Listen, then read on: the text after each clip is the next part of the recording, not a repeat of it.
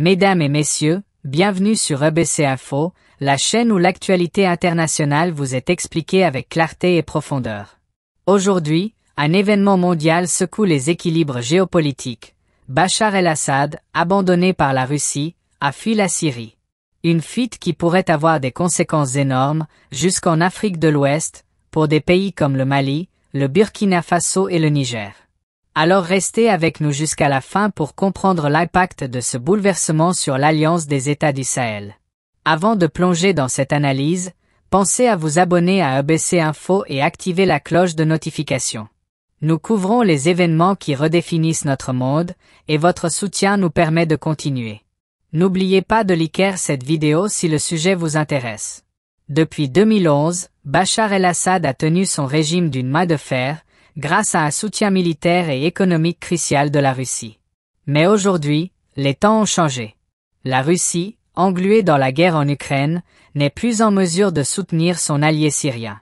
Cette nuit, des sources du Kremlin ont confirmé qu'Assad et sa famille ont fui la Syrie pour Moscou, où ils ont obtenu l'asile politique. Moscou parle d'une démission volontaire, mais les faits montrent une fuite face à une offensive foudroyante des rebelles syriens. L'abandon d'Assad par la Russie marque un tournant historique.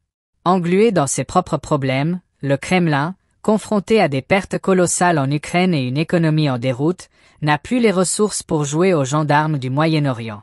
Mais cela ne signifie pas pour autant que la Russie est devenue un partenaire inutilisable pour l'Alliance des États du Sahel.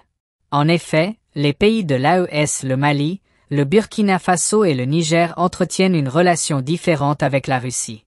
Contrairement au soutien militaire à long terme en Syrie, l'aide russe en Afrique de l'Ouest se concentre principalement sur des interventions rapides, notamment par le biais du groupe Wagner, et sur le renforcement des capacités locales.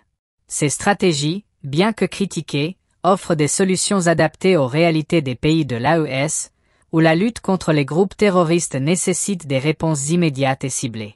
Qu'en pensez-vous ? Croyez-vous que la Russie peut encore jouer un rôle important pour les pays de l'AES malgré ces défis actuels ? Partagez vos réflexions dans les commentaires et n'oubliez pas de liker cette vidéo pour que davantage de personnes puissent se joindre au débat. Regardons maintenant ce que cela signifie pour l'AES. La dépendance envers un partenaire extérieur comporte toujours des risques, mais la situation des pays du Sahel est unique. La Russie reste un acteur global capable de fournir des armes, des formations militaires et un soutien diplomatique précieux.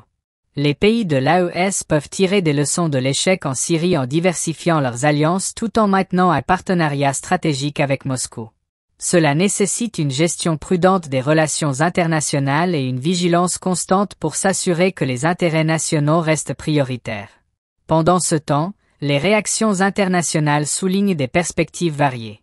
Le président ukrainien Volodymyr Zelensky a mis en garde les États qui dépendent de la Russie, affirmant que tous les régimes soutenus par Moscou finiront par tomber. Une déclaration qui reflète les tensions entre Kiev et Moscou mais qui ne prend pas en compte les dynamiques spécifiques de l'Afrique de l'Ouest. De son côté, Emmanuel Macron a salué la chute d'Assad comme la fin d'un état de barbarie et a réitéré l'engagement de la France au Moyen-Orient. Cependant, son discours a suscité des critiques en Afrique, où les interventions occidentales sont perçues comme paternalistes.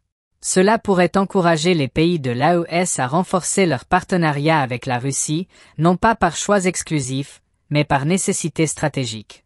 Enfin, l'ancien président américain Donald Trump, fidèle à son style provocateur, a appelé la Russie à conclure rapidement un accord en Ukraine, soulignant que la guerre affaiblit Moscou et ses alliés. Cependant, Trump a également laissé entendre que les alliances peuvent évoluer et que les opportunités de coopération existent pour ceux qui savent négocier. Si vous voulez continuer à suivre les conséquences de ces bouleversements géopolitiques et comprendre leur impact sur l'Afrique et le monde, abonnez-vous à EBC Info. Activez la cloche pour ne rien manquer et partagez cette vidéo pour que d'autres puissent se tenir informés. Nous sommes à un moment crucial de l'histoire. La chute de Bachar el-Assad pourrait marquer le début d'un nouvel équilibre mondial, mais aussi un signal d'alarme et une opportunité pour l'Alliance des États du Sahel. Ces nations peuvent s'en sortir si elles savent tirer parti de leurs alliances et renforcer leurs capacités internes. Le chemin est difficile, mais avec une vision claire et des choix stratégiques, l'avenir peut être lumineux. Merci d'avoir regardé. Prenez soin de vous, et à très bientôt sur ABC Info.